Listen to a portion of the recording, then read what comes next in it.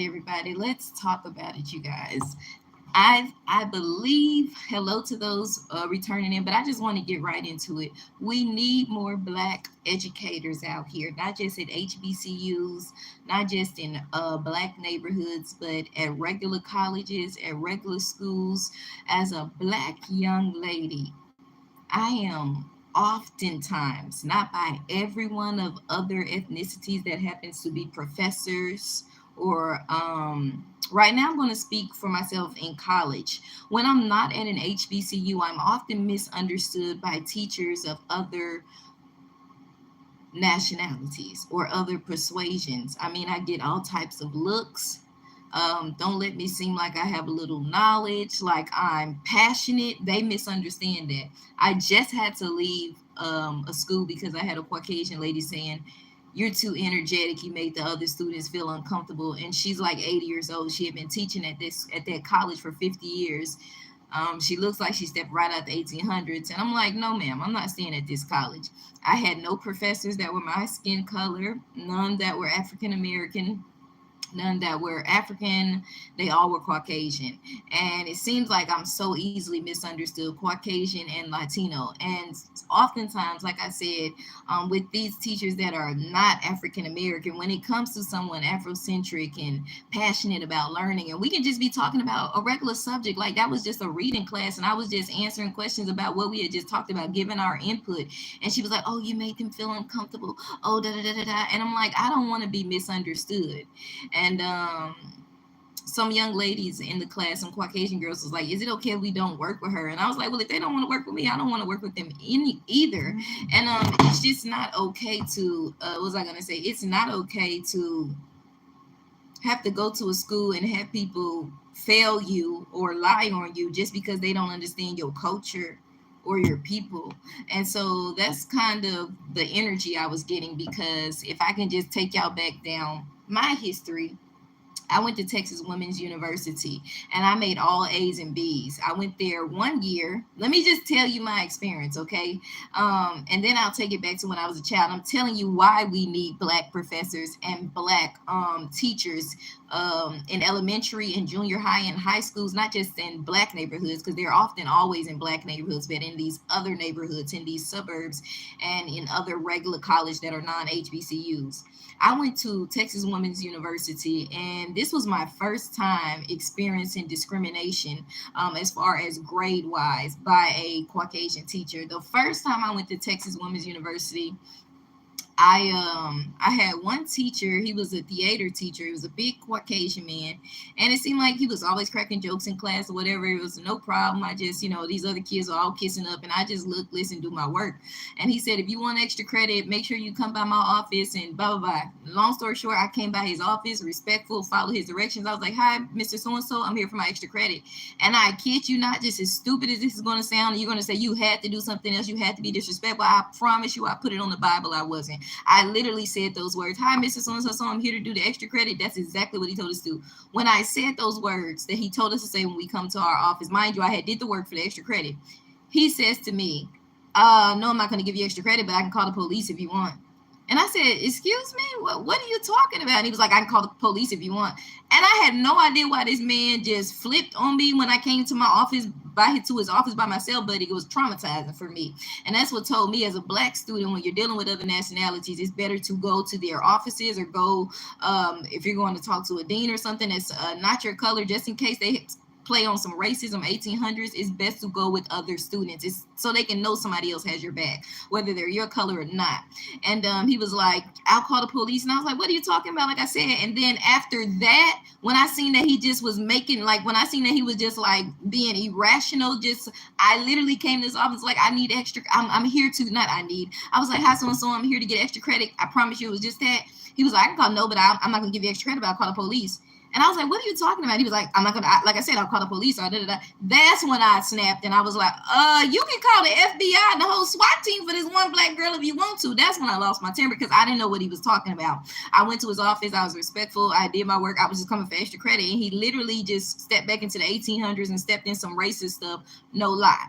That was my first time experiencing that. And at that school at Texas Women University, me and my mom called the people over to school, whoever you're supposed to call. We called them and they was like, well, we need to all sit down together. And my mom was like, no, ma'am, there's some racism. I'm taking you out of the school. And I went to Jarvis Christian College. And I should have stayed at Jarvis Christian College where I made all A's and B's, the HBCU, out in Hawkins, Texas. But a new dean came in and I was close with the other dean and told my mother because I didn't know how to drive at the time, I wouldn't graduate. So she was like, that's it. I'm tired of you going through certain stuff at this school. I'm taking you out. We should have stayed though. So I went to, so then I went to another HBCU, Texas College. And there was a bunch of girls that didn't like me and wanted to fight me. They was just ignorant, just treated me bad. But not everybody, because it was some sweet girls. And then one of my so-called friends was trying to fight me, and the school was like, okay, you're on probation. You got to clean up and stuff like that. My mom was like, I'm taking you out. Take me back to TWU, my worst mistake. This is where I got traumatized the most, y'all. My mother was sick at this time. It was around 2016 and 17. We were in and out the hospital, but I was still in class every day doing my work. I think I missed class maybe once. Could have been twice, maybe once or twice, but I still came back like, hey, what work do I need to do? And mind you, I had all A's and B's. I was always in class. And they knew my circumstance. They knew my mother was sick. But like I said, I was always in class anyway. I might have missed once or twice. And when I came in, I was like, hey, what do I need to do? I say all that to say I was an AB student. Why come? I had two. I had one white teacher give me a D when the whole class, I did all her work, get all A's and B's. She puts a D on my transcript. I had a Latina teacher that teaches something with education, the ESL, that I withdrew from her class the first week of school. I withdrew from her class. Why come when I got my transcript, I got a D? My mama had already said she said she had that professor, and I think she said she had to withdraw too. She was like, she don't feel something is right with her. She was like, I don't know if she's into witchcraft or whatever. Probably was racist too or whatever. But, and I'm not saying every teacher that's not like us is, but these circumstances exist. So whatever the case may be, I heard what my mama said about her. I went to her class and I was like, I don't know about this. I was already kind of iffy because of what I had went through. Now, I withdrew from her class, this ESL class, education ESL as English as a second language class, the first week of school. Why come when I got my transcripts from TWU, it had an F on it? Yes, I did withdraw from the class. Made sure it said that I withdrew. It gave me the copy of my new schedule and everything. That class had been totally taken away. The school understood that it was withdrawal. They withdrawed me from the class. I went online. It was everything. Why come this school still allows this teacher to give me an F if there was not some shady stuff going on in Denton, Texas? And if y'all don't know, I don't care how many black people are in Denton. Denton is very racist. KKK are over that town. It is some racism. Now, I know a lot of the other black kids can blend in and get away with it, but when it comes to certain black people, black women and black men that are knowledgeable, that are passionate, that seem a bit Afrocentric or whatnot, they're intimidated by certain ones. They're not intimidated by all of us. They're not intimidated by the ones with the purple braids and the red braids down to their butt and the booty shorts. They're not intimidated by you. They're going to give you all A's and B's. But when they see somebody that knows something about their culture and know something, and they know that they're going to be an excellent black educator, they're going to do all they can to be like, HELL no. She's too powerful. And it's almost like, I don't like Malcolm X because he didn't love Jesus, but it's almost like that part in the movie, and I don't recommend it because he used the Lord's name in vain in the movie, but the line in the movie where they said for one man to have that much power, for those people that are not black, they get intimidated by a powerful black, that's how they felt about me. So this woman gives me an F. The other lady was a reading education class, easy, right up my alley. I read, I love to talk. That's an easy A. Gave me a D. One gave me a D, one gave me an F. And if I'm not mistaken, I want to say another teacher failed me as well. Either she gave me a D or I thought she failed me and she gave me a C, but I as well made A's and B's all my way through college, except Clark. Some people gave me some C's. Clark, I started off rocky. My grades wasn't that good. It was like CCCB or something, CCCA. But otherwise than that, I had all A's and B's except this last time coming back to TWU, and I let these teachers screw me over because they were racist and were intimidated by a strong black woman that was going to be an educator.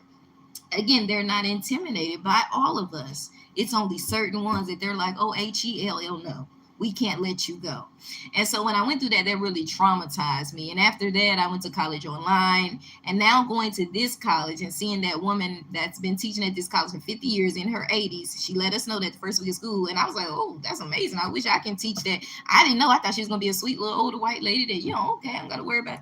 But oh no, honey, when I start seeing her make up lies and say, oh, they were intimidated, not intimidated, say, oh, they were uncomfortable because you had so much energy. I said, so you're saying, I even recorded it. One day I'm gonna have to upload it on here. I said, so you're saying because I asked questions and I was excited to ask questions, I shouldn't have been excited to ask questions. I shouldn't ask questions because the other students somehow got intimidated. And she was like, well, no, well, yes. Well, you didn't raise your hand. Then she tried to pick up another lie. And I said, I know what time this is. This is that 1800s time. This is that you trying to lynch a Negro time. You don't want black people to look at you in your eye time, stuff like that. And I withdrew from her class, and I withdrew from the other ladies' class who had us doing a project every week and a quiz every week. I was like, and she was I'm not gonna mention her nationality, but she was not black.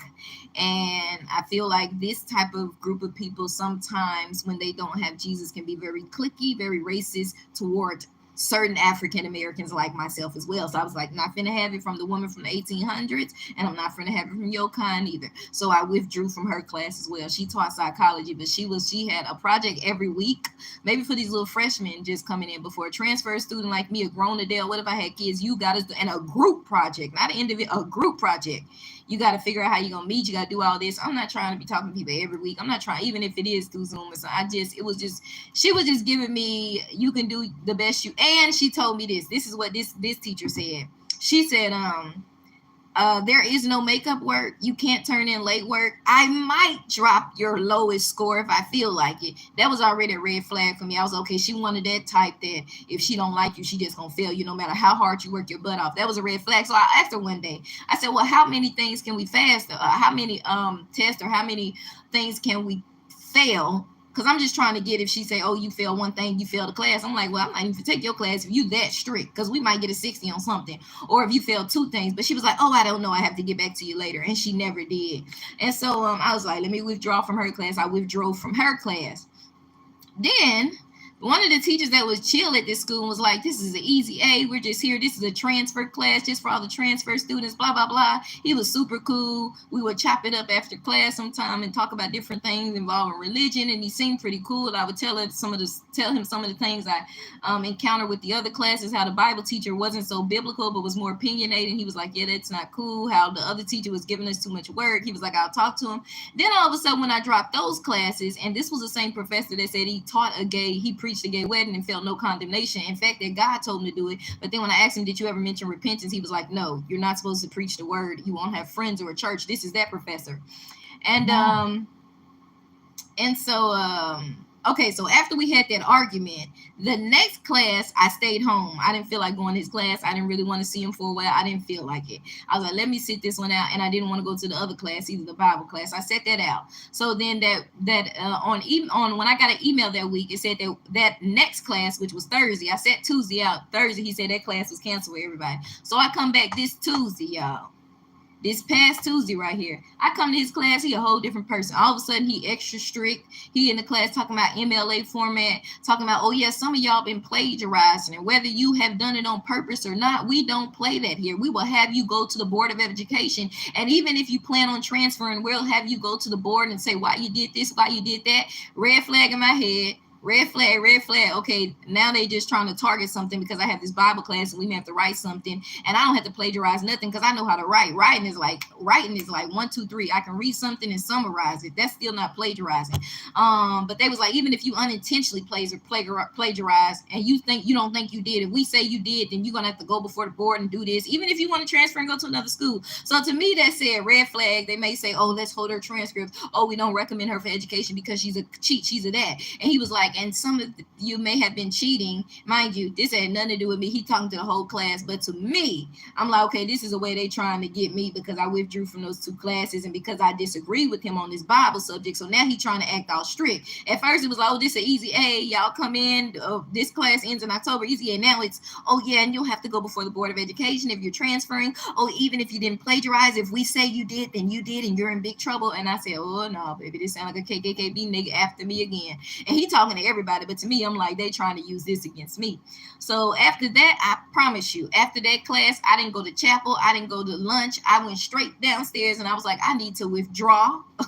No, what did I do first? I said, I need to drop this Bible class. Then I talked to the admissions counselor there at this college, and she's like, when I was about to write it down, she was gonna give me her pen. She was like, now, do you have a job, or where do you work at? Because what's going on? This is, you third time withdrawing. What's going on? And I was like, oh, I like to keep my business very private, but I need to withdraw from this class. I said it like that. Well, is it private, or are you just lying about you said you work here for your cousin, but do you work here or do you work there?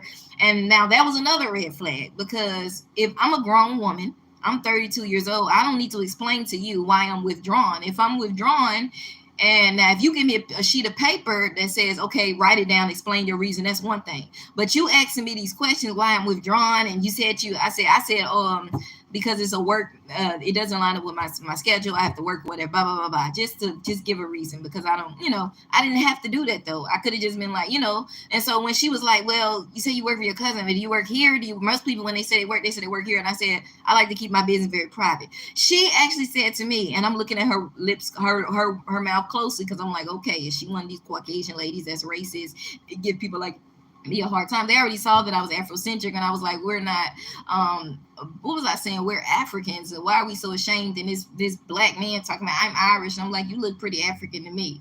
And so they don't like people like me. I'm actually proud to be an African. A lot of blacks are not proud to be Africans. They want to be everything else. And a lot of them are more mixed.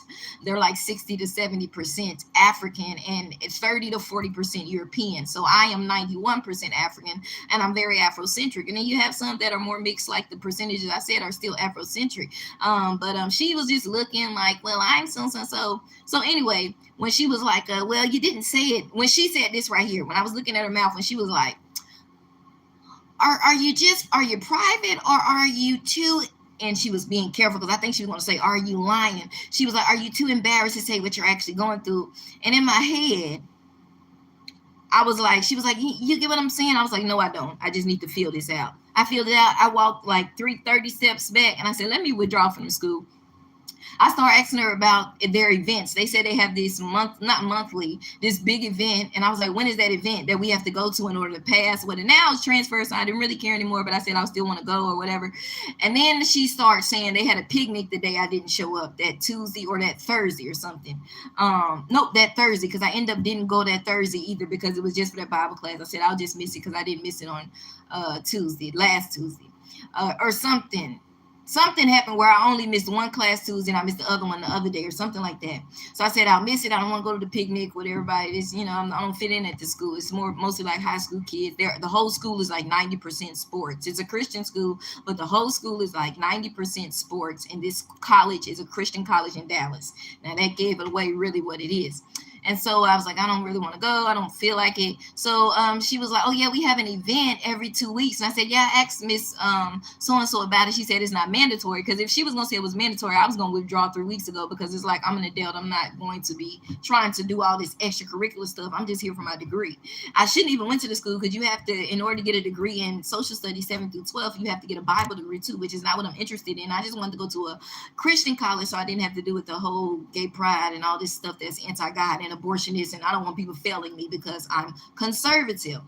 Some people, like at TWU, I had this crazy feminist teacher that was like, gave me a C when really I deserved like a B or an A. It was an easy class because I'm conservative. So I didn't feel like dealing with that. Like at UNT of Denton, they're super legal, leftist. And so anybody conservative like me, it doesn't matter if you're right, or it doesn't matter, like they don't respect your opinion because you don't agree with the left. They'll give you an F. No matter how smart you are, no matter how much work you do, if you disagree that a boy can't be a girl, if you disagree with gay marriage, if you disagree with abortion, they will fail you. They're that leftist. That's what I'd be afraid of.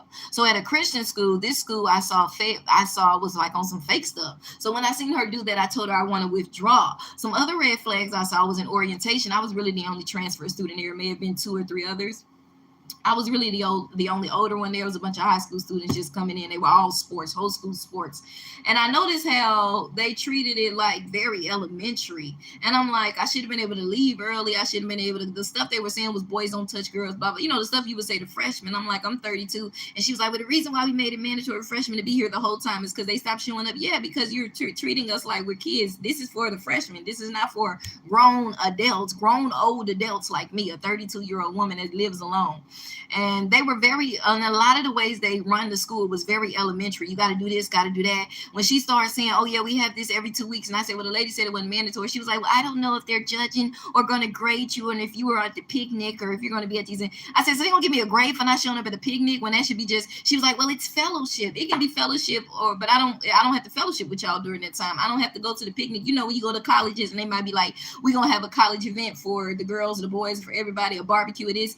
That's not mandatory. They usually do that, like, come kick it, y'all get some food, hang out, it's a good time. They don't give you a grade for it. This school was being kind of cultish, like let's see if you fit in. Let's see if we like you. Let's see how many friends you can get. The Caucasian teacher I told y'all I withdrew from class, the one that been there for 50 years, that was 80 something. She said, well, you shouldn't want to be liked. We shouldn't like each other. I said, I'm not here to be liked. I'm here to do my degree. I can be respectful, but you don't have to like me. I have to love you, but I don't have to like people's ways. I'm not here to make friends, and I'm not here to be rude, but I'm here to do my degree. Well, we should, you should be liked. And well, I don't know if they're going to grade you. This other lady was saying, if you don't show up at these weekly events where we all come together and eat chips and barbecue, and so we can see if you have friends or if you make friends with us or not, or if you fit into the code or not.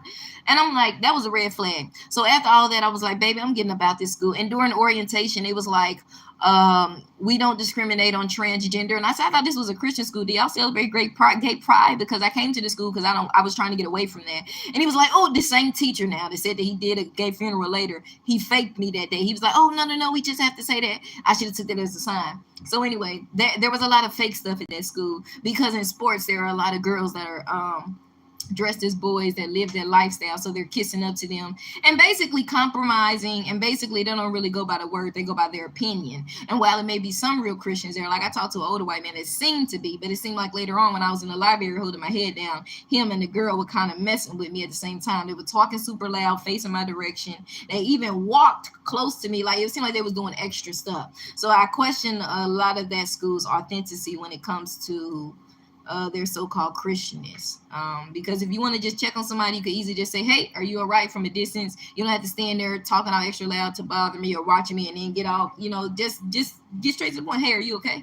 You don't have to come close. Hey, are you okay? Or, but they stood there for like 40, it was just awkward. And so it was a lot of stuff that I didn't like. And it brings me to this point. Now, the space that I'm in now, when I'm trying to find a good college, y'all, so I was like, maybe I just gotta go to a regular college, because these Christian schools, I see that a lot of them with wolves in sheep clothing.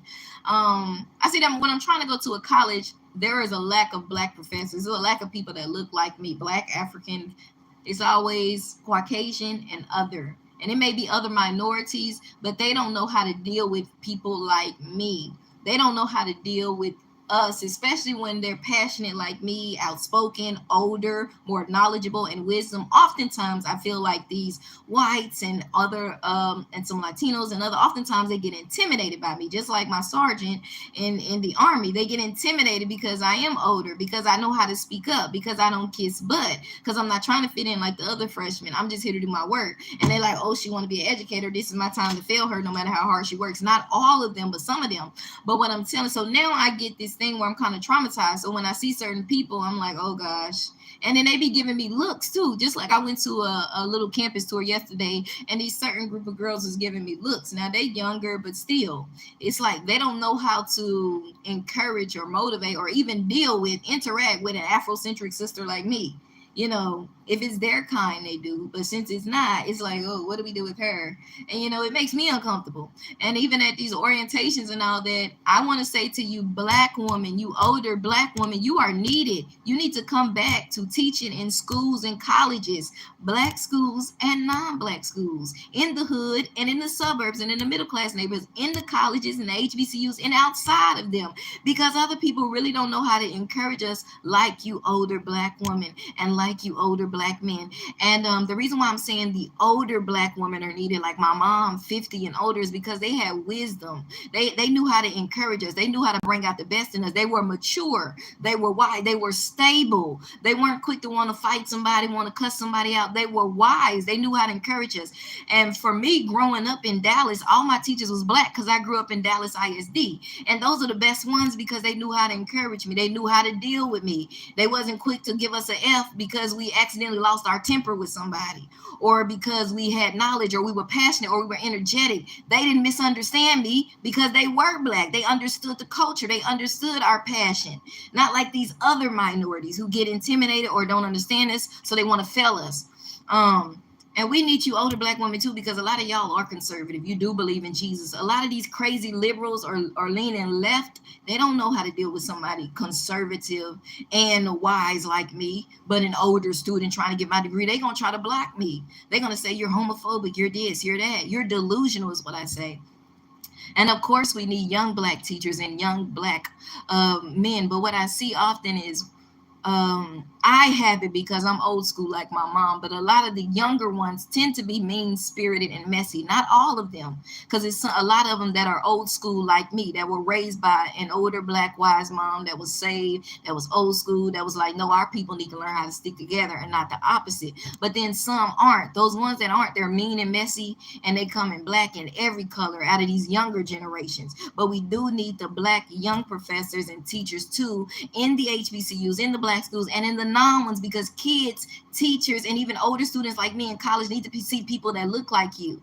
But a lot of times the younger black professionals and teachers and professors don't have the wisdom and the ability to encourage the urban black youth like the older black population. And now I understand what my mom was saying. She was like, your generation is running things, but they don't have it like we have it. They don't have the wisdom. They don't have the professionalism. They don't have the knowledge. They don't have the experience. They just have the degrees, right? And all this education, but they don't know how to encourage a child and teach a child how to read and be patient with a child. I remember when I was a senior at Duncanville High School and I was doing student teaching at the elementary school across the street from Duncanville, and his black teacher was telling me, oh, he not gonna get it. He don't know how to read. I said, yes, he will. Let me take his time. Oh, he will. Oh, he will. And then something happened and I had to leave her class early because she started treating me ugly because I was actually doing her job, which was not giving up on the student, which was telling the young man, you can do it, take your time, instead of this dumb nut that had the role of a teacher, that was a young black professor, but didn't know how to actually educate and encourage this young man to take his time, sound out the word that you can learn how to read. She actually said in front of everybody, he's not going to get it. Don't waste your time. I said, oh, yes, he will. Take your time, young man. You can get it. And this woman was in the class. So that's what I mean. A lot of young black professionals don't have it like our mamas and grandmas did it. They knew how to, in the 90s with the black kids, we still had older black women that were teachers at Dallas DISD. They knew how to encourage us. They wasn't going to be like some of the white teachers and be like, oh, you need to be put on Ritalin, like they tried to do in Atlanta when I had Caucasian teachers. Oh, she need to be put on Ritalin. They had to bring the people in to watch me because they thought I actually need to be put on Ritalin, until they watched me and told my mama, they told her, ain't nothing wrong with her. She's smart. She just needs some teachers that know how to deal with her energy. So when I got to Dallas and Oak Cliff, I had Miss Grays at JP Stars. Then I went to Faith Family. Then I went to Edison Teich in Pleasant Grove. I had all black teachers. They all knew how to work with me because they were black, but they had a passion for the black youth and they knew how to encourage us. And a lot of them were like 30 and older, but the best one I had was the older one at like 50 and 60. And then some of them were younger, but at that time, mind you, I'm 30 now. They probably like 40 or 50 now. At that time, they were like 25, 30. They was more mature than we are. And they knew how to deal with the black urban youth. They knew how to talk to us when we was in a fight, when we fussing with each other, when we didn't know how to read, when we didn't know how to do math, when we struggled with something, whether we did or we didn't, they was going to help us get it, because they was about educating their people. And this is what we're lacking these days. Now, it may be in Dallas ISD, they probably have plenty of black teachers, but me, on the outside now, going to these regular colleges, I left the HBCUs. I left Clark because they was too expensive. I didn't stay at Jarvis. Like I told y'all, the dean told my mom, you can't drive, you can't stay. I had to leave the other college because it was too many girls that wanted to fight me. And at these other schools with these other teachers that weren't black at all, and these deans that weren't black at all, such as TWU, I struggled. I got failed on purpose. And me and my mom was already months in ahead saying this teacher's trying to fail me. She's doing this. And they still allowed that teacher to fail me. Me and my mom was going up there talking to the dean, talking to them, saying, hey, this teacher is giving me a hard time. I'm going to tutoring. What can I do? They still allowed that teacher to give me a D, knowing that I'm doing everything I could, going to tutoring, doing this, doing that. That teacher still failed me. That's how racist they were. And for y'all that think they weren't, like I said, they're not intimidated by all of us. But I went through some racist stuff at TW in Denton, Texas. Yes, that town is very racist. I know it's blacks out there, but baby, don't let them fool you. That is a town run by the KKK. That is a racist town. Y'all see it as a party town. The KKK still runs that town. So when I go through things like that, I'm like, black professors are needed at these colleges, not just at HBCUs, but in your cities, in Denton, in Plano, in Dallas. So I went to one college yesterday and I saw all these older black women. I seen some black professors and I was like, do they have black professors here? And I was like, I don't mean to be funny, but I done been through some stuff. And I want to say I done been failed on purpose by some non-black people. I don't want to go through that again because they're intimidated by my passion, by my knowledge, by my ability to articulate myself about different subjects. I don't want to be failed because you misunderstand me or my culture or my passion, like I said. So she was like, no, I understand. You want to see people that look like you. And that's exactly it. Because 9 times out of 10, I don't have to worry about them failing me because they don't understand my energy or my tone of voice or my passion, things like that. So black women out there, hi, CJ Thunder. They are more solidified in their ways. That's all right. God heals and delivers. Yes, that's all right. God heals and delivers. Like I said, he's with us through it all, no matter what medications or stuff that we had to take. And it's a lot of mental health things that black people are struggling with. That's why a lot of black men snap and kill their girlfriends, sometimes ex-wives, if they say they want a divorce, because we need a therapist. I have a therapist too. I'm glad you remind me. I talk to him Mondays. I haven't talked to him in 3 weeks. I had started school, but I'm supposed to talk to him this Monday. And he helps me just talking to people, especially because I don't have nobody to talk to. Y'all know I'm single. So if I had a husband, that would help. But so this therapist helped me. But even when you have somebody to talk to, I would encourage black people to go to therapy. Even if you're saved, you need somebody to talk to and listen to. Sometimes we've been through trauma growing up. As we're older, we've been through trauma. You could have came from a saved household like I was, and I was protected from a lot of stuff in my mother's household because she was saved. So I wasn't raped. I didn't see men coming in and out. Now in the 90s, like I told y'all, when I went with my grandma, I was molested for a short period of time. I was at my grandma's house.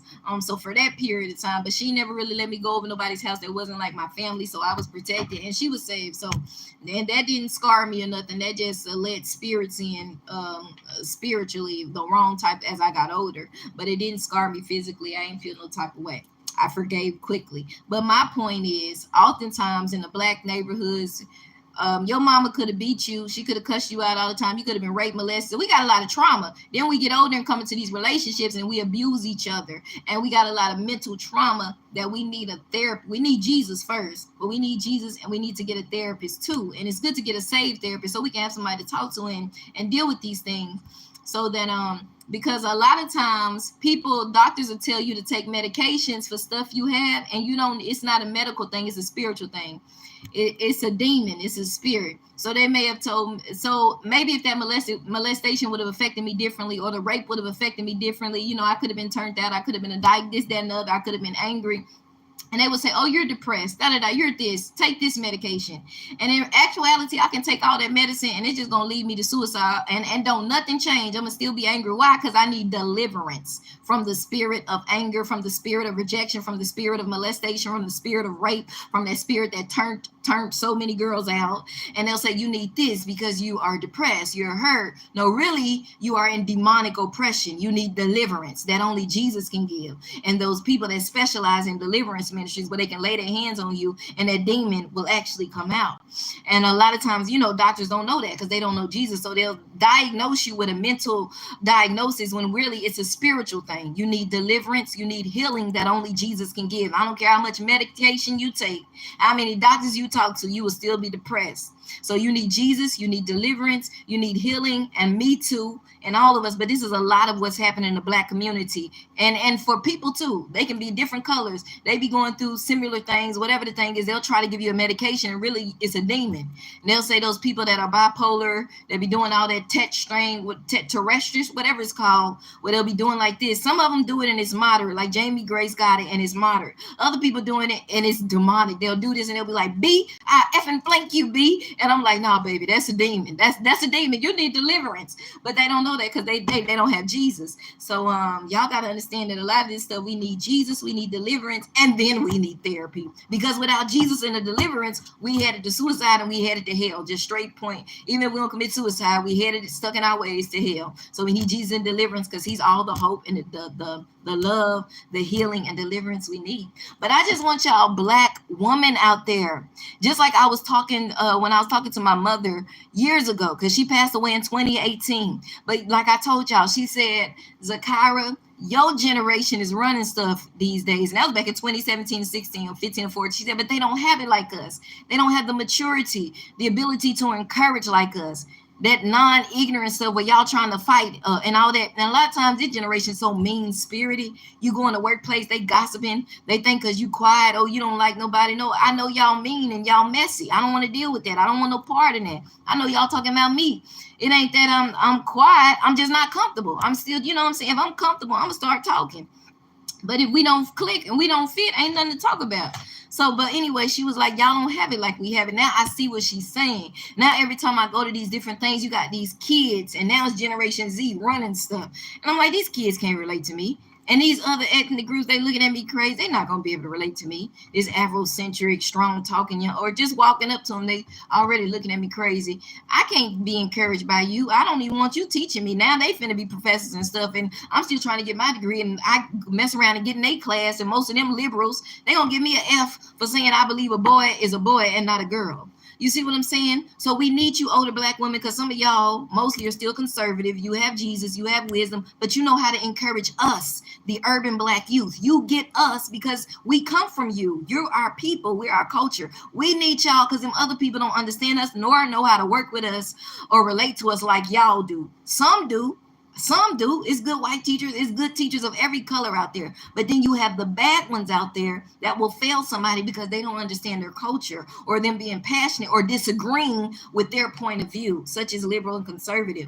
Now they say, oh, that doesn't have a place in school, but they find a way to bring it up in school all the time. You may get a class where you have to talk about abortion or get marriage or rights. And if you disagree, and if that teacher is a strong liberal, they will give you an F, and they'll say, oh, you're a homophobe. Oh, no, you weren't open-minded enough. You can't even be in conservative in these regular schools no more. They'll fail you. They say you're homophobic. We don't allow that. We have to kick you out of school. I'm sure it's gotten to that point. I was watching an interview yesterday where this man was just asking this Black liberal lady, and it's usually the white feminist lady, this liberal, that'd be crazy, but it is Black liberals too. And she was like, he asked her a question. So what did he say? So are you saying that? So he said, because women can have babies, and you said, and she was like cis women, and he was like, so can a man have something she was saying, and she was like, that's a homophobic question. And he literally just asked her a question, and she was like, that's a homophobic question. And her eyes were doing all this. I don't know if y'all seen it. And that was a straight demon. And then he was like, and then the people in the comments was like, and people got to go to her class. And I'm like, yep, she one of them ones that'll fail you if you don't believe how they believe. So I know I did a lot of rambling, but I say this to please, please, please, Black women. I say Black women because y'all like the mamas. I'm not talking about 30s. I'm talking about 40s, 50s. I'm talking about 50 years old and up. Please come back to education. Please return back to the schools, to the Black schools, to the middle class schools, and to the suburban schools, because there's some Black kids there that need to see you. Because oftentimes these other people, these people pay all this money to get out the hoods, and they send their little Black kids to these suburban schools, and you still gonna have a racist teacher or two that discriminates against us because of our hair texture, because of our skin tone, because they still feel like we're not equal in some. You're always going to have that teacher. So we always need Black teachers spread out all over, and not just in lower education, in high school education, and in the college level, not just at HBCUs, but at non-HBCUs too, so that I don't have to go through the crap I went through at this so-called Christian school by these Caucasian and other teachers that were not Black, that were trying to fail a sister. And I was like, oh no, I already, if you can't even, I can't even talk to you, and you'll be like, oh, you got to ask your group members. You got to, I just be feeling some type of way. I already know how you feel about me. You don't like me. You don't like my energy. You don't like the way I dress. And, I see it, you know, all the staring, the looks. I told y'all how they gave me looks the last time I had my dashiki and all. They was looking, they was laughing. One of the white coaches, the Caucasian coaches, was doing like this, and he didn't think I could see it. And I'm like, I'm looking right at you. And then they were trying to play it off, and they were looking at him. So expose your kids to different cultures and ethnicities, not just black, but Japanese, Chinese, Latino, and for the black culture, other type of African cultures. What else? Indian cultures, Native American, as well as the Indians across the sea. We need to expose ourselves to the cultures. I'm not going to be religiously liberal. I don't care what your religion is. I'm not going to be open-minded to that. But as far as the way you dress, what you eat, how you talk, I'll be willing to learn about that. You can tell me your religion. I'm not going to agree with it, but I'll be willing to have a conversation with you about our differences, and I'll still show you love. But when it comes to you not serving God, I'm not going to agree with that. I'm going to respect that's your choice, and I'm going to leave it at that. But with everything else, I want to teach my kids, hey, look at this. This is what, look at the beautiful clothes that Asians wear. Those I forgot what they call, but they're real pretty. The beautiful clothes that Indians wear. Look at the ponchos that Latinos wear. My mama loved ponchos. Look at this. Expose yourself so that when you see it, you're not so stuck in your culture that you're looking at somebody funny and making somebody feel uncomfortable. And I'm not uncomfortable. I'm very secure. But I be on that stuff like, what you looking at me crazy for? Because like I'm a little Afrocentric and a little kind of very old school, like Black Pantherish, but not all the way, because Jesus told me that wasn't the way. He said, I'm love. So calm that down. Even when you're running through racism, he was like, show love, show the love of God. So in Denton, when I worked at this McDonald's, and I had this Caucasian man come up there treating me crazy. If it's a Caucasian man, sometimes I had a Hispanic man, or whoever it was, whatever their ethnicity. If they was Caucasian and they was coming at me crazy, and I'm in my head, I'm like, this because they racist. The Lord would have somebody right after they leave, same color, come in and be sweet. And I said, Jesus, I hear you. If it was a Latino that treated me crazy, I said, I know they racist in my head. The Lord would send another Latino to be real sweet. And I said, you know what? I get it. Jesus was saying, it's not the ethnicity. It's not the color, it's the spirit.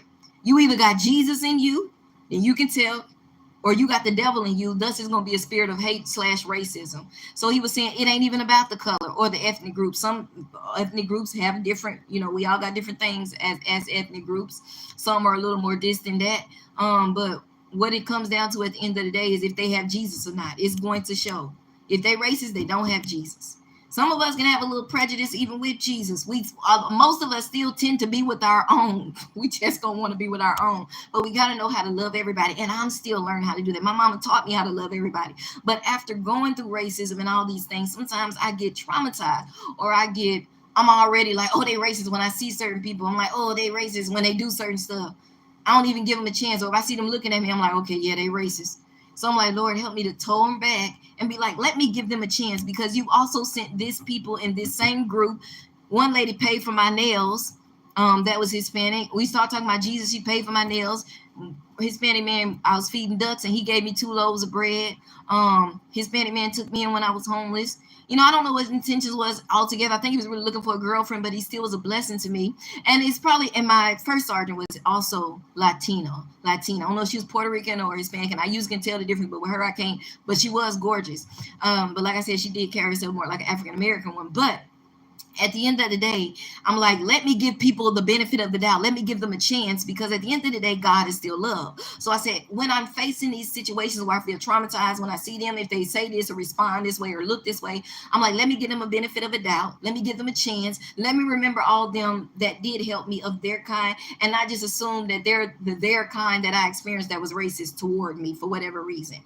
And I know that it can go both ways, but I'm talking about my experience. And so, I'm dealing with that right now. If I can be honest with y'all, I'm more traumatized by the Latin community than I am with white people. I'm more comfortable around white people, though I have been discriminated by some of them and been failed by 1 or 2 of them from TWU and faces. I'm more in trauma right now with the Latino community. And it's because different aspects of racism I face. When I worked at one McDonald's, like I told y'all, the lady would always move me out the way when Hispanics came in, and she would just start talking to me. I'm at the register, she just moved me out the way. Move, I got it, and she just started talking to them in Spanish. They'll come up there, oh, this is wrong, just get a free burger, free drink. She'll give it to them, knowing that if it was somebody black or white, she'd be like, you gotta pay. Until one guy, I told y'all, he came up there and he was like, no, I speak English. Excuse me, I'm talking to her. But the rest of them, they were just on this cliquish stuff, and they were treating me like crap. I have to work and clean up everything, and they was just chilling. And I had to leave that job. And the other one, she wrongfully fired me because I said I supported Trump, and that was back in 2017. And lo and behold, mysteriously, 2 weeks later, I got fired. That's when the Caucasian man came in, quoted me his order. I quoted it back. All of a sudden, he said it wasn't right, and he changed the order. She came to me and said, I'm sorry, we got to let you go for a few days. She really fired me. Didn't get my last paycheck. So I went through some stuff. And then another time when I was working at that McDonald's before I left that one, a Hispanic man came up. He was like, oh, my daughter teaches. I was telling him I want to teach and finish. He was like, oh, that's great. She teaches. He was intimidated by my little bitty McDonald's money. And he started lying on me about something. I just fixed his coffee. And he was like, no, she made it too cold. She did this. And he started yelling. And he's got the other Spanish people. And he was like, she did this and she did that. He just totally flipped. And I was like, and he was staring at me after we talked for a point in time. He was staring at me like this. He was staring at me like he was, I don't know. I was like, why is this man, giving me this? And I'm like, why he intimidated by some McDonald's? I was just watching the way he was interacting with. We were just talking at first, but then the devil in him started coming out. So then I just gave him his coffee. I promise it was no attitude. Like I said, we were talking. I gave it to him, and then somehow he got mad over something small, and he flipped it and made it big, and he told the other Spanish people, and they was like, okay, you got to go home. So I went home, but I came back the next day or whatever. But when I seen different experiences with them, it's traumatized me. So now when I see them all the time, my first thought is they're racist toward me. Again, something about me that certain people don't like. They can get along with the other blacks, especially the ghetto blacks, because either they're going to beat them up, they're going to kiss their butt, or they're not intimidated by them. Because like I said, there's nothing to be intimidated by. It's a lack of intelligence or knowledge in some cases. So they get along with them, or at least they fool them, because at the end of the day, if you're racist, you really don't like none of us. But them other blacks can't see it, but I can see it. But so my first thought is, okay, they're racist. So I'm trying to tone down that, because I know all of them are not racist, like I've showed y'all. And that is when they have Jesus, I know they're not racist. They know how to treat us better. But then sometimes I've experienced cultures where at the white churches, at the apostolic white churches, they were racist and they was the same religion as me. But actually, at that church, that Hispanic man wasn't. He was looking at me, and he saw how some of them was racist and treating my mom and I. But that dude was a down to earth. See, that's what I'm talking about. He wanted them old school down to earth Hispanics. That man was looking at us. He was like, he knew we was feeling uncomfortable, but them whites was. But for some reason, y'all, and I want y'all to pray for me on this, I'm more comfortable around whites than Hispanics, because I feel like, and then dealing with this thing, y'all seen the video I did where this girl dropped my receipt. I've dealt with some racism from them. Even growing up in school as a little girl, and I still deal with this one, right? I be in class, and we used to get in line at that time. So the girl be flicking her hair, and you said, what's wrong with that? They got long hair, they can flick it. They would be flicking it on purpose, though. Her ponytail would be slapping me in the face. And so one girl, every time she was around me, she'd be doing all this, which is fine. You do what you want to do. But she had a certain attitude. I think her mama told them, because their hair is down their back, and our hair tends to be short and coarse, although you have different textures within the black community, they're better than us. That equates them to superiority, because for those whose hair is like wool, like mine, or even if it's relaxed, it's not down your back, it's short. So you're a monkey, you're a nigger to them. So that's the mentality she had toward me. And one day I just got tired of the way she was treating me and acting. She'd be yanking and doing like different little stuff. I lost my temper and I hit her. And they was like, oh, you okay? And I'm like, they don't see the racism in this girl. But anyway, after that, she was all right. I ain't just hit her because she was just flicking or whatever. We had got into a tussle or something. Because her mom, I tell her mama had her thinking she was better than us. So we got into a tussle or something, and then I hit her, knocked her out or something, and she got together quick. She ain't had no more problems out of me. She got humble real quick. And I promise you, I'm not a bully. I ain't jealous. I ain't never been. I come from a pretty black woman. My mom was freaking gorgeous. She was a beautiful red bone. And my dad was a chocolate man. So I came out looking like both of them. And I started off looking like Curious George and Whoopi Goldberg. And they used to tease me when I was little. Everybody from people I didn't know to my family calling me Whoopi Goldberg, calling me ugly. Then I got older and turned into a beautiful swan. So I promise you, I used to have a head full of hair. I used to be the one in high school where I went to Booker T. Washington. All the white kids thought I was wearing weave. I used to wear my hair like Lucy. So I promise you, I never could be jealous of nobody. I didn't have to be, because I was that girl. I was that girl. Everybody would look at me. Everybody would look at me for my beauty, from the blacks to the whites to Latinos. Some of them used to think I was mixed. In high school, they used to think I was like black Puerto Rican or from an island. I was that pretty. I'm telling y'all, I look all right now. I'm getting older now, but when I was younger, I was freaking gorgeous, and it's because my mom was gorgeous. So I say all that to say I'm not the jealous type.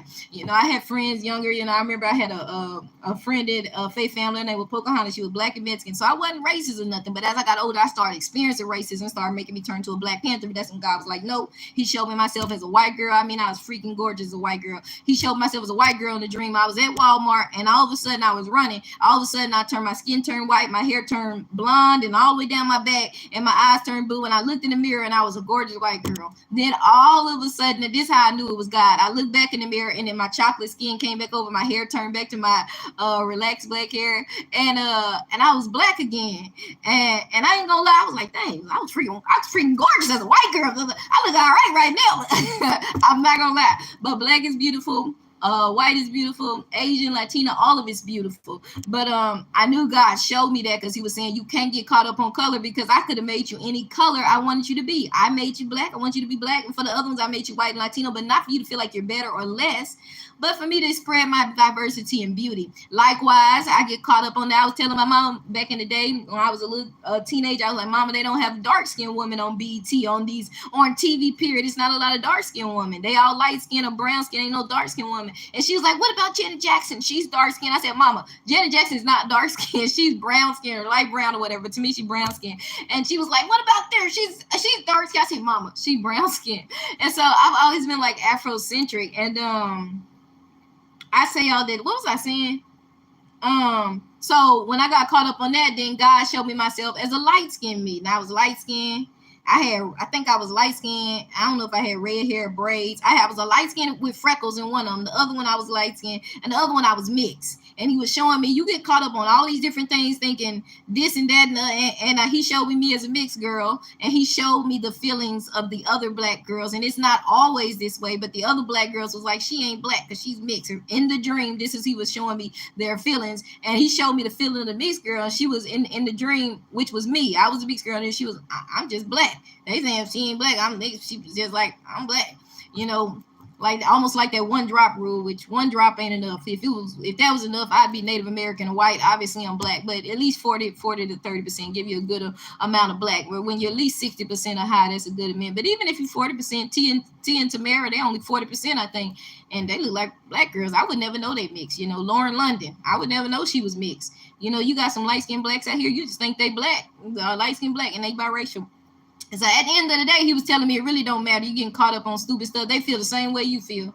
Just like they say, some white people look at them, they don't say, oh, you're mixed. Some people may, but they just be like, you're black. Like my mama used to say, they used to tell her growing up, her grandparents treat her better because she light skinned. And she'd be like, some people think she got the job as the receptionist at Baylor Hospital here because she was light skinned or this, that, and the other. She was like, no, that was the favorite guy. She was like, them white people don't look at me talking about she light skinned. They look at me and say, she black, or that's an N word. She was like, they don't care nothing about what complexion you are, if you mix or not. They just see a black person. And so God was just showing me that in the dream, like it just don't matter at all about all that. They feel you be thinking y'all so different. He like, all y'all the same. All y'all need me.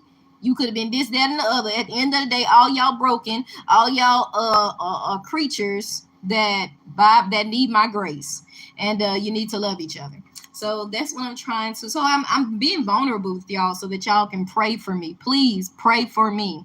And please, Black woman, please, I beg you, especially if you're 50 and older, because you have that wisdom and you have that love, most of you, for the urban Black youth, not just the little kids that need in elementary, because you got some Black youth my age that are not wise like y'all, that are not real educated. They just there for the paycheck, like that lady I experienced when I was in 12th grade that's going to tell me and in front of the whole class, oh, he's not going to get it. Now move on, he's not going to get it. I said, yes, he will. Take your time. And somehow she made me go back to school early that day because she got intimidated because I was actually a real educator. I ain't have my degree yet. I was in 12th grade. But guess what? It was in you gonna come out. My mama raised me to encourage everybody. She worked with kids in the hood, at Sunday school class.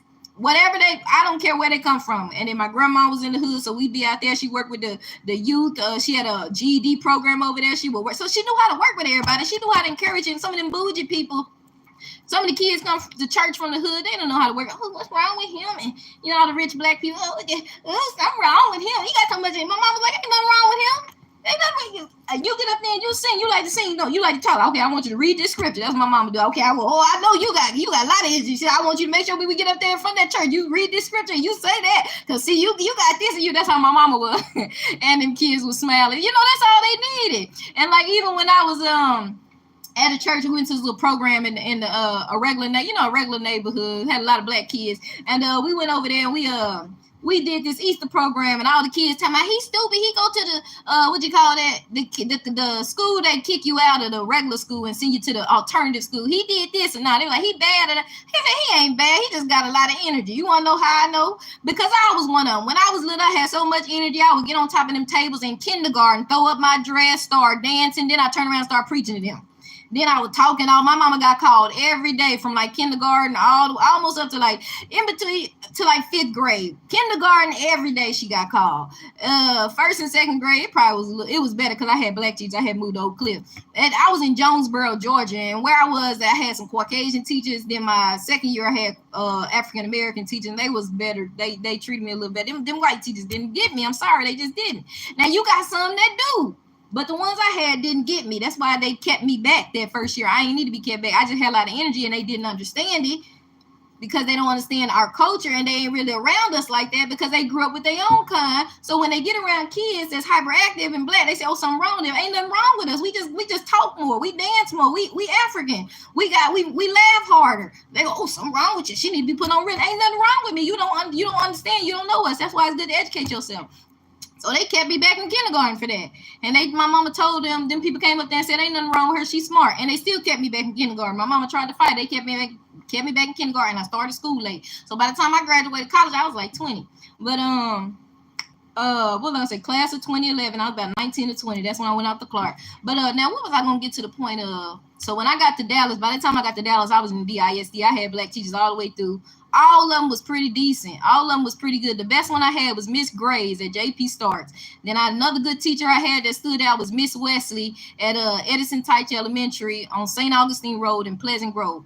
Them two was the best teachers I had. Miss Pullard was a good teacher too. That was my 3rd grade teacher at Pleasant Grove. But the best one I had was my 1st grade teacher. When I first moved to Dallas, my 1st grade teacher, her name was Miss Graves. She taught at JP Stark. That was the best teacher I ever had. Because she would always have me helping the students learn how to read. She knew how to she knew how to use my energy. She would bring little chickens to class. She would involve like Skittles and M&Ms in math so that we can make it fun and interactive for us so we can count it, get involved with it, and then we could eat it later. She knew how to talk to us. She knew how to encourage us. If anybody was acting up, if anybody struggled, she was like, okay, you help her. She knew how to come over there and hit this how you do that. You know how them older black women are. You know your mom and your grandmama. That's why we need y'all, because y'all got some of these other women they just don't have.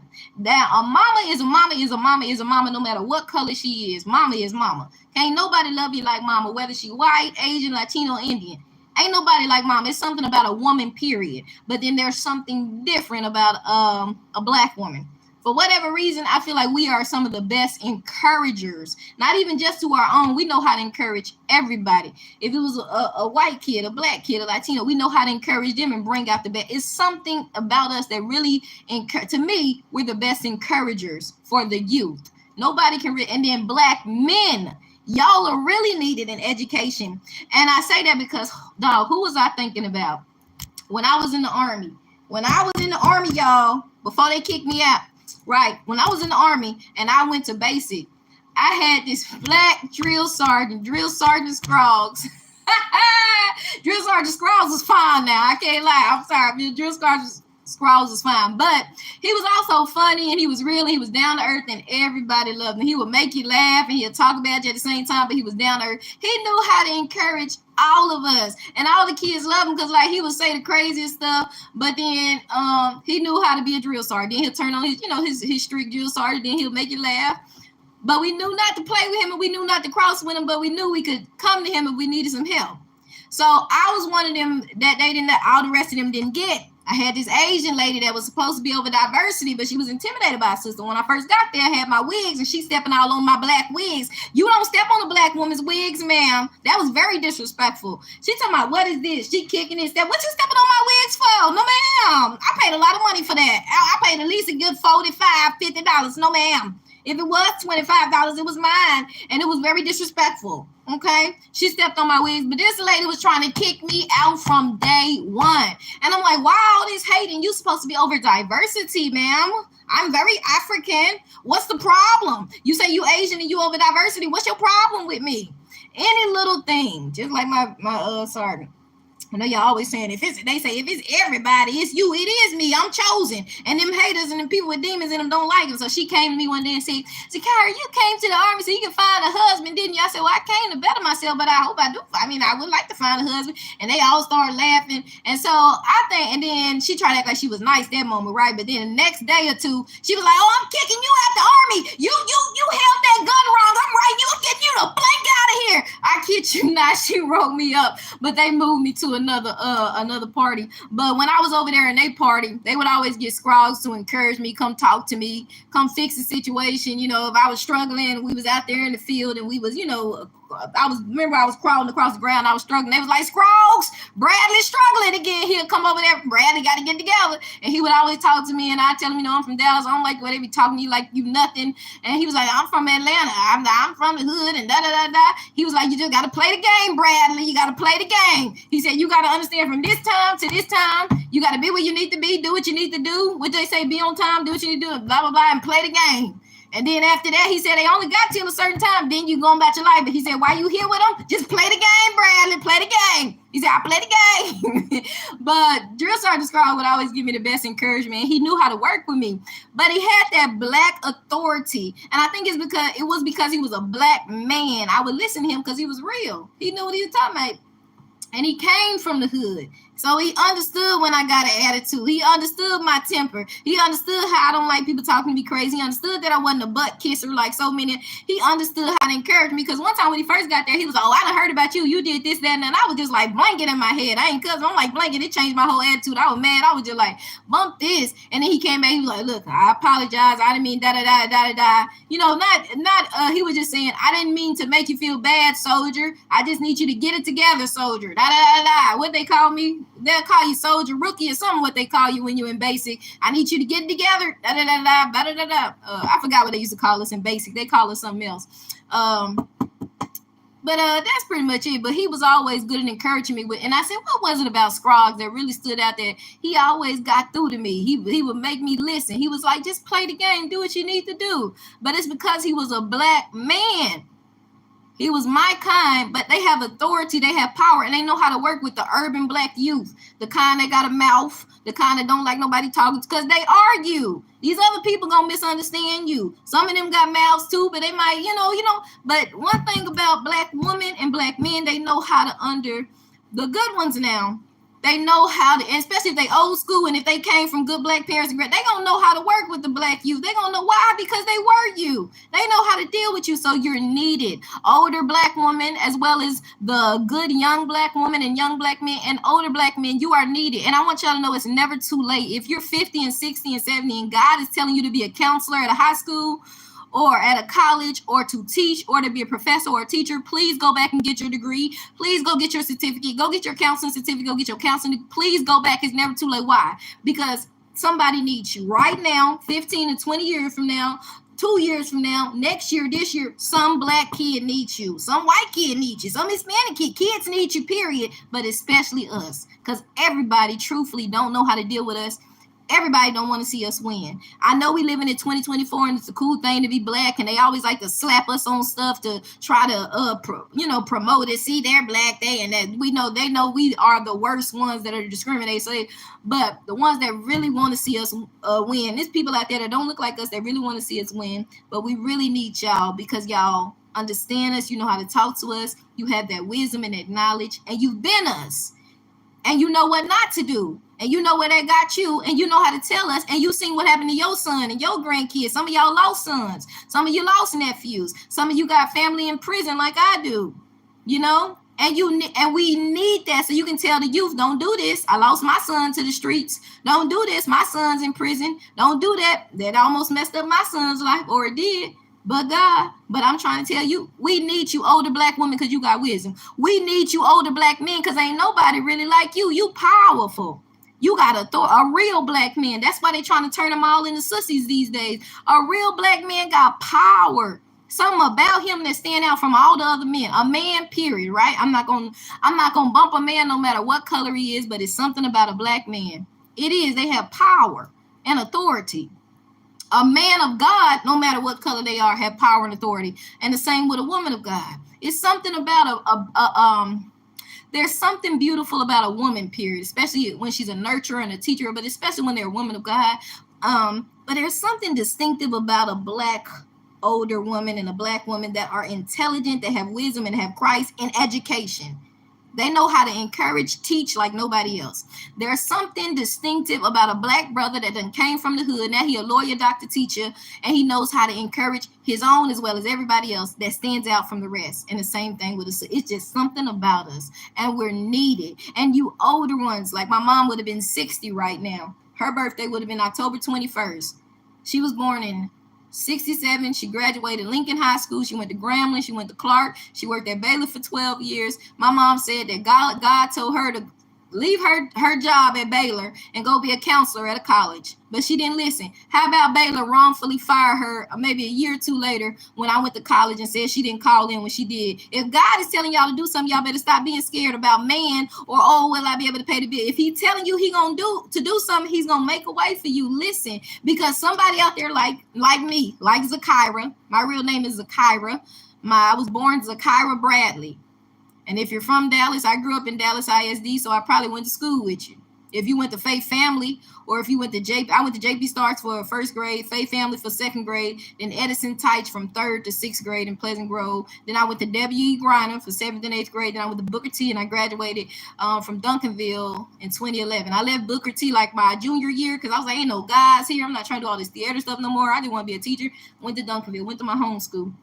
I was gonna go to Lincoln, like I said, but they was like, my uncle was like, no, you can't go because they're gonna probably beat you up and I'm gonna have to come up there. Well, that's what he said in so many words, because he was like, no, don't go because I'm gonna have to come up there if you go. And my mom was like, but he changed the car, don't go. I wishing I did go though, because it was too boring at Booker T. For me, I was a geek. I was all weird and theaterish and all that. We'd be standing in the hall rehearsing monologues and liking music. Only thing about going to Booker T was you ain't got to worry about nobody picking on you, getting beat up. Like I probably would have happened if I would have went to a regular. Like it probably wouldn't have been so bad after a while though. But maybe at first, I think I might would have been at Lincoln.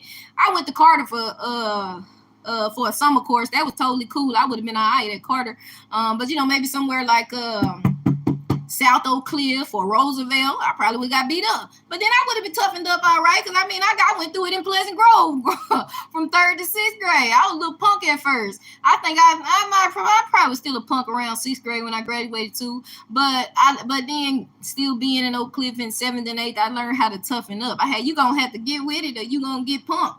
And after a while, you get tired of being punked. You got to learn how to stand up for yourself. So that's the way it go. And that's why I didn't want to go to junior high and Pleasant Grove, because to me, Pleasant Grove was about their life. To me, they harder than Oak Cliff. Oak Cliff just, what you want to call ghetto, hood, or whatever. And then Parks just kind of chill. You either going to be one chill, hood, or ghetto. If you from Oak Cliff. Or unless you just like old school class, mind your business. You still, you got the black people listen to a little R&B, mind their business, just kind of, chilling. And then you got some ratchet. You got a mixture. But Pleasant Grove was turned up. They were shooting. They were finding bodies. That's why we left. So I was like, heck no, I'm not going to junior high here, because I know these kids going to give me a hard time. But, I stayed in the Grove for about 4 years. I was a little punk. I was a punk for a long time. I finally learned how to I had to learn how to stand up for myself. So as I got older, I had to stand up for myself. So then people would start messing with me, bothering me and punking me. Then I started popping off at the mouth trying to stand up for myself. Then I would have to get in little fights, little tussles here and there. Wasn't nothing too spectacular. But it was just because girls was always trying to punk me. And then sometimes guys would be trying to mess with me. I remember when I went to them HBCUs, guys would be trying to fight me and trying to fuss with me just for me being me, just for me being different, just because I was cuter than their girlfriends, or just because they didn't understand me. I might not been hood enough for them. I didn't cuss. I wasn't ratchet. Some of them would try to fight me for that. I'd be on the trains and some guys. So, I done been through a lot of stuff. And I'm dealing with a lot of stuff. And I'm trying to heal with stuff. That's why I don't like riding public transportation now. Cause I'm like, somebody gonna come over here and just start messing with me. Because I used to ride going to Amazon, black guy coming walking all up and down. Not all of them, but one. What the blank is this? It's some weird blank on here. And I said, if you better leave me alone for a Mason, I don't give a blank about your Mason. His girlfriend told me, I done been through some stuff. So I'm kind of traumatized. So I'm trying to work through it. I don't really like being around people like that because I don't trust them, especially females. I feel like they snakes in the grass because I don't trust them, but not all of them. But I'm very comfortable with older black women because they ain't on that stuff. They ain't on that bull. They like mothers and mentors and grandmoms. They gonna encourage me. But the younger ones, I'm trying to open up. I'm trying to heal. Then when I already told y'all about my other trauma from the other nationality, so I'm trying to heal and work through it because God is love. And I know I'm supposed to be a mentor to the youth, but in order for me to be a mentor, I got to heal. But again, I want to tell y'all, black women, please come back to education. Please. Some of y'all retired and you didn't need to retire. You need to die in this thing. You need to be 150 years old, still working at that high school, that college that God put you at, because we need you. I'm telling you, we need somebody like me needs you. You may be all the difference from me graduating and not graduating. From somebody like my uncle who dropped out at Roosevelt. It was Roosevelt, right? What was it? Yeah, it was Roosevelt. Dropped out at Roosevelt in 9th grade like a lot of black guys do. You may be the difference from them graduating or dropping out. You may be the difference between them going to college or killing somebody or committing suicide or getting hooked on drugs. You're the difference. There's something about older black women that us younger black women, well, I have it because, again, my mom was old school. I have y'all spirit in me because I was raised in there from Dallas, and I got a lot of God's wisdom and the Holy Spirit, so I have y'all spirit in me. But a lot of the younger ones don't. They liberal. They got all this education. They got their masters, their bachelors, their PhD, but they don't know how to encourage all these kids. Some of them don't. They got all this education, but they sure don't know how to work with the kids from the hood. They ain't gonna know what to do with them. So I'm saying y'all are needed. I don't care if you don't have a master's or a PhD. Some back in the day, you probably didn't have to have a bachelor's degree to teach in some of these schools.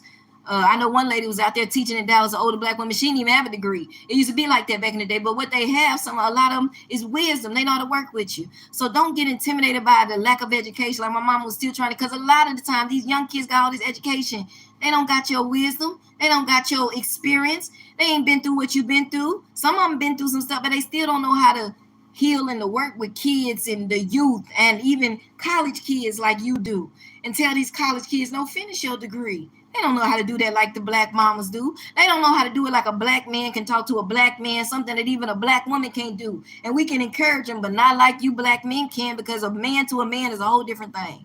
So you're needed, black women and black men, older black men too. Older black men too, because again, y'all have wisdom, y'all have experience. Y'all gonna keep it real, y'all gonna laugh, and it's something that the other people, I'm not saying you got other people and other that's funny and stuff, but it's just something about us. So we need y'all to come back. Black men and black women, old and young, but especially those older black women, those mothers.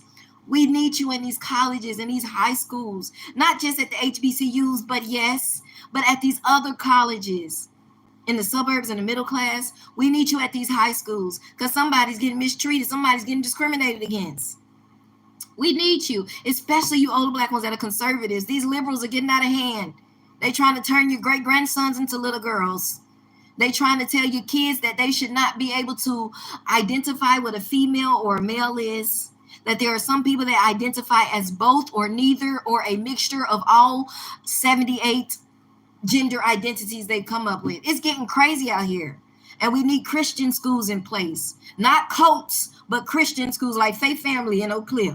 It's called a Christian school, but it was still a good school. We need that because the world is going crazy. So y'all, please hear what I'm saying. Yes, dark skinned sisters are beautiful. I don't feel like they're hated anymore. I feel like they're loved nowadays. But there's always gonna be some people that think they're better than you because they're light skinned or because their hair is longer or it's a different texture. And some women, I've been through this, they want to flick their hair extra around me. Like when I went to this college, they do a lot. I get that a lot. And I'm like, just because your hair is long and you see me with short hair, I mean, I used to have a head full of hair, which is what they don't know. They just assume it's black girls that had hair down their back that cut it into a TWA. It's gonna grow right back. Like it's hair, it grows back. But even if it stays short, that doesn't make me any less beautiful to you, to God, or period. But to them, they feel like, oh, she's intimidated. Cause look, I'm like, I'm not intimidated. I just be like, I be seeing them with the corner of my eye, but I don't be paying attention because I know in their head they're thinking, oh, I'm jealous. I'm not jealous of that because I'm not jealous anyway. I told you I'm not a jealous person. And I used to be the type that tell any girl, especially with any girl, oh, you pretty. When I went to Clark, Atlanta, I seen some of the prettiest black girls from all over the U.S. Some of them might have been from the Caribbean. I said, oh my gosh, I never knew it was so many black, beautiful young ladies, Spelman and Clark. And I used to tell them, oh, you so pretty, till I realized some of them didn't even, they looked at me like I was crazy. So I stopped complimenting people because I was like, they look at you like you're crazy. Same thing I do now. I don't care what the color of the girl is. I don't care how long and beautiful hair is.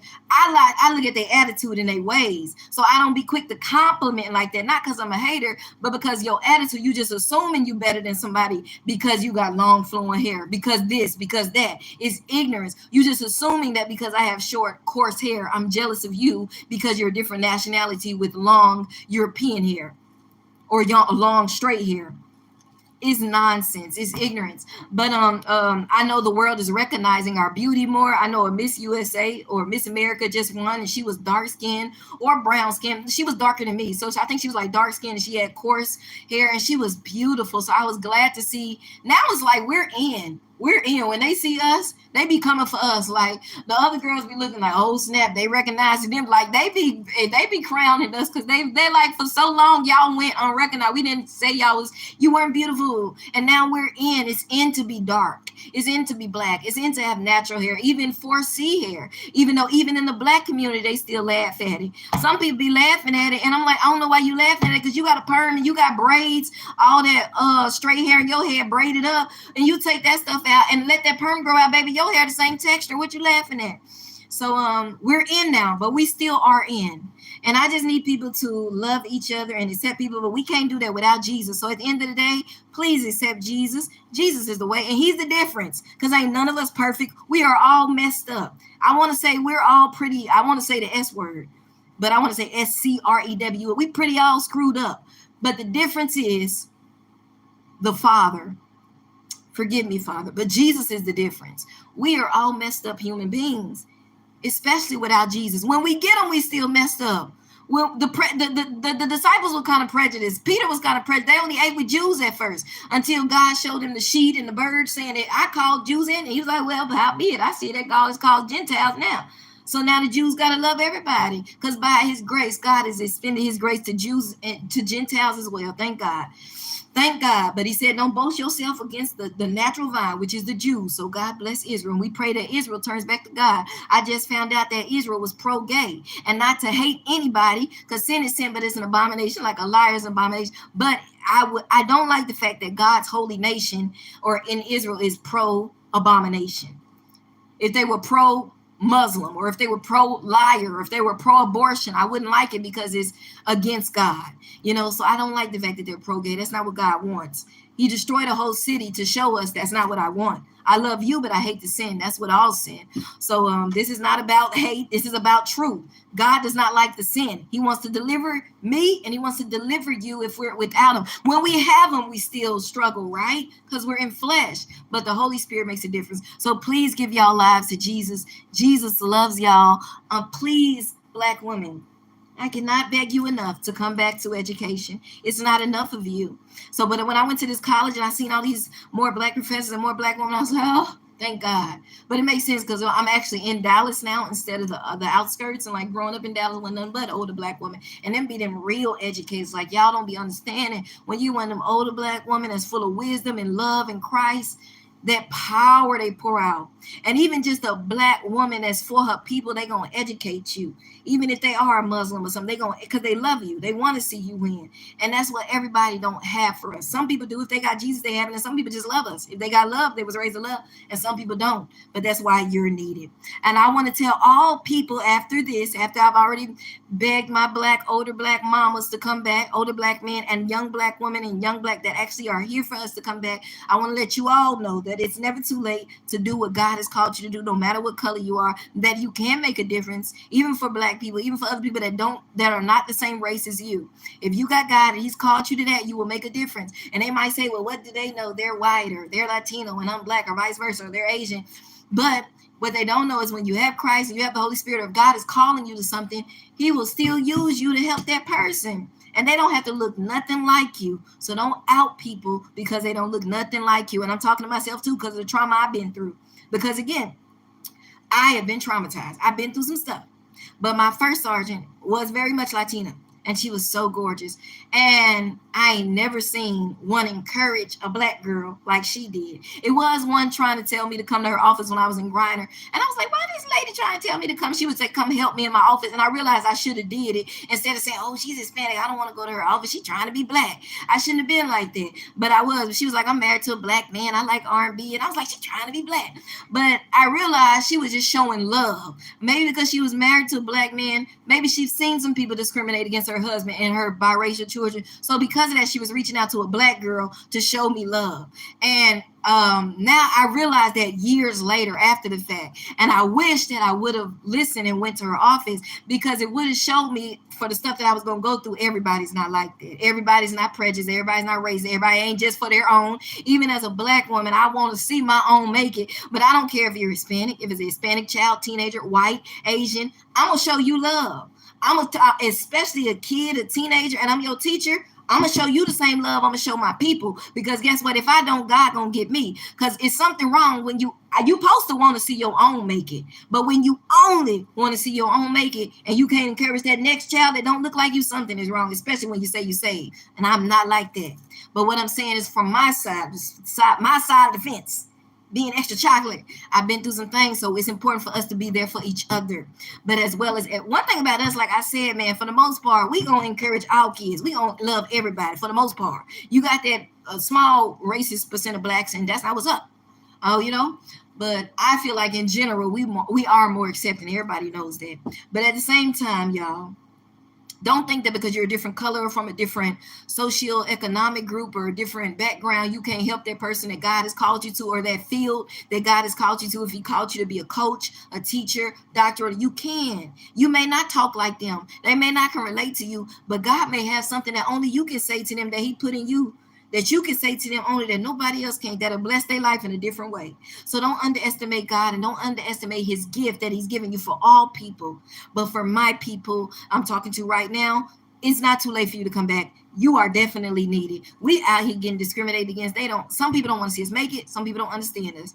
I need y'all black mamas to come back. I need you black dads and grandpas to come out. I don't care how old y'all are. It's not too late for you to go back to college, or to go back to teaching, or to go back and get that counseling certificate to be a counselor at the elementary school. I knew at the elementary school I was going through, even in Pleasant Grove, them counselors made a difference when they would sit down with us and say, why y'all doing this? She might need a friend. And then in high school, they made a difference. That might be stopping somebody from suicide. I wasn't committing suicide now because my mom was saved. I had love. But that might be the difference from a kid committing suicide or shooting up everybody else in school. Shooting up all the bullies and the faculty for not helping. Let's just be real. Because most of the time, especially with these other kids, I ain't gonna say no names, but a lot of times they go up here and shoot up all these schools. It's because these kids they shooting up was bullying them, and everybody was laughing, even some of the staff. So that's why you'll hear about 4 students getting shot and 2 teachers, because usually that's them teachers that was laughing with them too. Y'all better treat these kids right, no matter what color they are. You better show love to everybody. I don't care what they look like. I don't care what shoes they don't have, what clothes they come up there to the school with the same clothes and shoes on. Y'all better show love because God is watching you. And you sit there and mistreat the wrong one, it'll be your last day. They'll come back up there and shoot you, especially if they don't know the Lord. And you'll be dead, and they'll be still in prison, but can get to heaven and be forgiven. I'm talking to somebody need to see this live. Stop bullying people. And if you a teacher, I had a teacher like that one time. It was a Caucasian lady in Pleasant Grove. Her name was Miss Hashman. And one student came to school and he happened to be a little musky under the arms. All the kids was laughing, except me. I was just looking at them all. But I should have said, James, don't let that bother you. And James, if you out there, I pray you're doing better. I know God, but I pray he brought you out. And if he hasn't yet, he gonna do it. Put your trust in him. But Miss Hashmet started laughing at him too. Yes, she did. She even went out the door laughing at him. She's like, excuse me, and she bust out laughing. And it made him so mad he got up and left out. And I was looking at them kids because I knew it was wrong, but I didn't say nothing. I should have said something. I wasn't all the way where I am right now, but I knew it was wrong, so I was just looking back then. And I was looking at her because I knew she was wrong because she's supposed to be a teacher. See, that's why I said we need it, because if that was an older black woman, she would have said, baby, what you need some, let me get, she would have took them to the side. But see, one of them ladies, she laughing at us because she on the shit. Oh, these little black po kids. Everybody laughing, and she laughing. So he got mad. But I wish I would have been more like her. I would have said, James, don't you let them get to you, because one day you gonna be somebody, and they gonna be standing at the bus stop. Okay, and ain't nothing wrong standing at the bus stop. I've been standing at the bus stop my whole life. I just got a car last year on the bus right now. Planning to get a car soon, and I'll show it to y'all, God's willing. But you're needed. And any good teacher is needed, because I'm not gonna sit up here and act like it ain't some good white teachers, because I know it is. I had one at Booker T. Was she white or was she Spanish? It's still European. Either way, she was a good teacher. She used to travel. She was my Spanish teacher, but I believe she's a white one. But she would travel all over. She was so sweet. So I know it's good teachers. I know it's some good Hispanic teachers out there.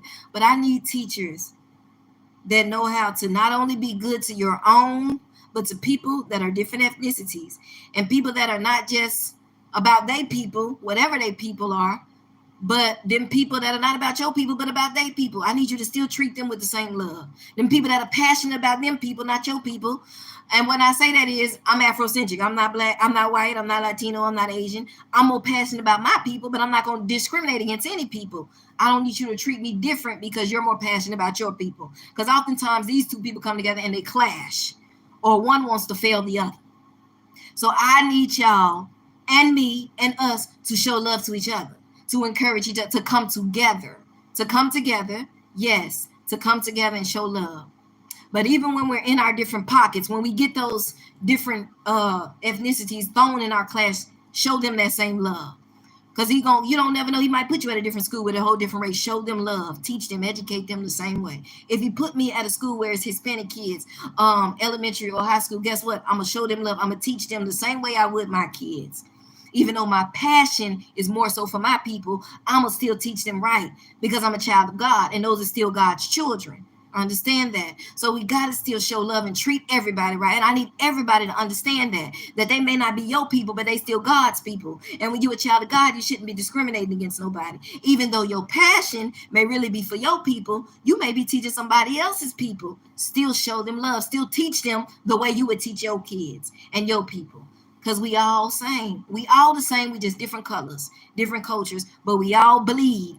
And we all of the human race, and we all need Jesus, and we all jacked up. So ain't no need of us all mad at each other and hating on each other and failing each other, because I ain't got time for y'all. I ain't got time for y'all trying to fail me, because y'all wouldn't want me trying to fail your kids. Okay? So we got to get it together. And black women, we need you. Black teachers, we need you. Black young youth, we need y'all. We need y'all, especially those of the old school spirit.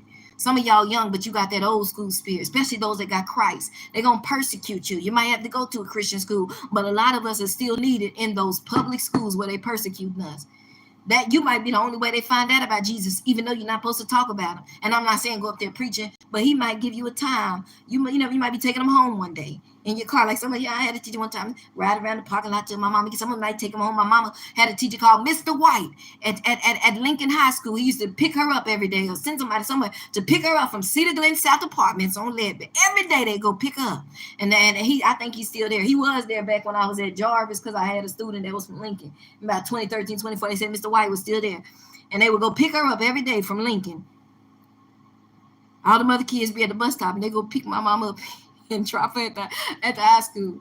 You know, my mama said she went to Kimball, and they chased her. She went to Kimball for a few days. She said them girls chased her around and told her they would cut her hair off and called her a white girl.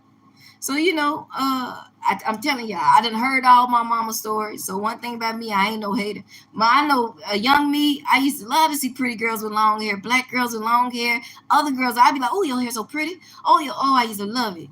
And I remember Pocahontas. Pocahontas was so pretty. She was black and Mexican. But I'm the one that came up with the name Pocahontas. And so why they call him Pocahontas? I said, because she's so young and pretty. So trust me, I ain't on no hating persuasion. But as I got older, I realized some of these girls pretty on the outside, but they got an ugly attitude and they be mean spirited. And it takes away. Because I told y'all I'm saved and I'm old school. And it takes away. And I ain't perfect either. My attitude will get ugly too sometimes. My mama tells you, you're a pretty young lady. Beautiful young lady. But you got an ugly attitude. You need to work on your ways. You got some ways like your daddy. That was she used to tell me. She need to work on your ways. She said, if I don't correct you, you don't want God to correct you. I thank my mama for being real with me. So I'm trying to work on that. Because that ain't good. Sometimes I get in my attitude and I don't want to be bothered with nobody. I don't want to deal with these females. I get the fussing. I be like, they racist. I don't want to deal with you. I don't like you. I don't want. And I got to calm down and be like, Jesus, take the wheel. So trust me, I need to extend the same grace. So pray for me. I'm going to pray for y'all. And I thank y'all for tuning in this long. God bless you. All people, God's people, but Black women and Black men, you are needed. Come back. And whoever you are, do what God has called you to do. It's never too late, no matter how old you are. Do what God has called you to do. But this is a special call to Black women and Black men. Please return to education. We need you. And especially at these other schools in the suburbs and the regular ones, there's a lack of you. And there's some discrimination going on. And they trying to play us like we back in the 1800s. Please return. Y'all always going to be in a Black neighborhood. Stay there. But some of y'all, God may be calling y'all to the suburbs or to the middle class, to this college, to that. I don't want to teach there, but he might got you there for a reason, because some girls going to come in there like me that they're going to try to write off, kick out, lie on. And we need you so you can protect us, because we going to look out for us. Like, hold up, what's going on? But when we ain't up in the staff like that, they can do whatever to some of these students. I went through that at TFU. Wasn't no Black people up in the staff. It was all white folks.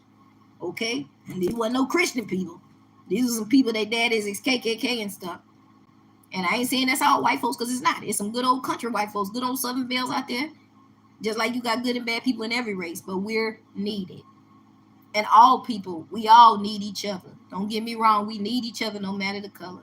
But it's something about being encouraged and seeing people that look like you no matter your race. So that's why I'm talking to my race today. And God bless you. God bless y'all. And everybody be encouraged and do what God has called you to do. Like I said, God can use anybody to talk to anybody. You ain't got to be the same race. But let's treat everybody right. Let's show each other love. I'm done. Black women and Black men, we need you ASAP. Return back to these schools and colleges. Okay, God bless y'all. Pray for me, and thank y'all for watching. Share the live, like, comment, share, and subscribe. Bye. Did y'all see my little shirt? I thought it looked cute. Yeah. Bye. See y'all later. Have a blessed Saturday.